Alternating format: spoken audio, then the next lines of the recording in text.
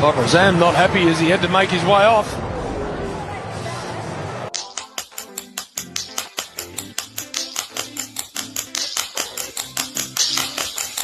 तो भैया पाकिस्तान वालों, इंडिया से बेइज्जत होकर तुम्हारा मन नहीं भरा कि अब तुम ऑस्ट्रेलिया से भी अपनी बेइज्जती का मटका फोड़वा रहे हो।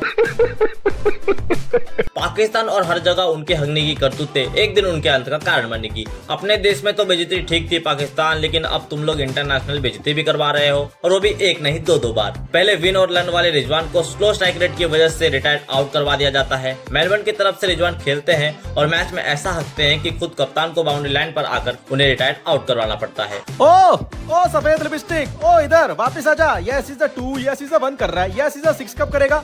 और इतना ही नहीं, रिजवान के नाम बिग बैश लीग का लोएस्ट स्ट्राइक रेट का रिकॉर्ड भी अपने नाम किया है। Brother, what's that?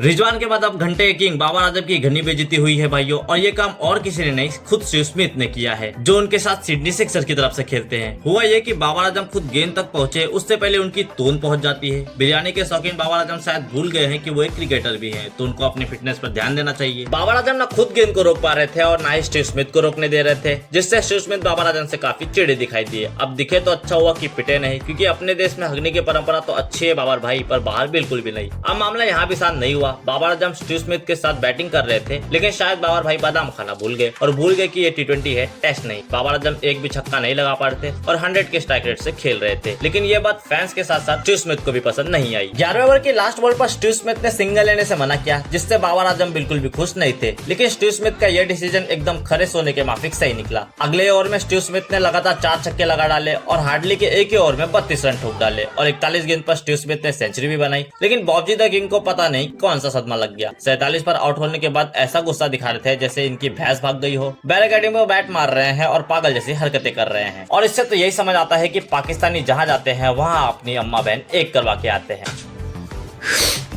मेरे लिए इजी पिचेस बनाओ please. Don't worry about it, mate. We've got your back. It happens to the best of us. Shake it off, all right? We need you focused for the next game.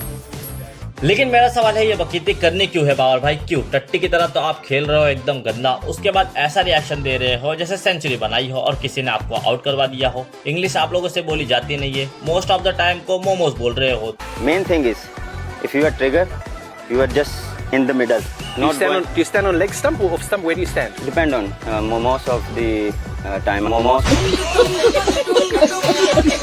तोंद आपकी स्वर को भी मात दे रही है, performance आपसे हो नहीं रही है, क्यों करना है ये गुस्सा? और मैं तो कहता हूँ कि क्यों आ रहे हो खेलने? चलो आप लोगों का समझ में आता है, आटा पानी की कमी है, आपकी मजबूरी है, पर ऑस्ट्रेलिया वालों तुम्हारी क्या मजबूरी थी? क्यों इन जोकर्स को बुला रहे हो और प्लेइंग 11 में भी खिला रहे हो? बंद करो भाई, बंद करो इन्हें बुलाना, वरना आपकी बिग बैश लीग बेकार बदबूदार लीग जरूर बन जाएगी। वेल भाइयों, बाबर की ये करतूतें आपको कैसी लगी कमेंट बॉक्स में जरूर बताना, और क्या स्टीव स्मिथ ने बाबर आजम के साथ सही किया ये भी जरूर बताना। हम मिलेंगे न्यू वीडियो के साथ, तब तक के लिए क्रिकेट की भावनाओं को जीवित रखना। धन्यवाद, थैंक यू।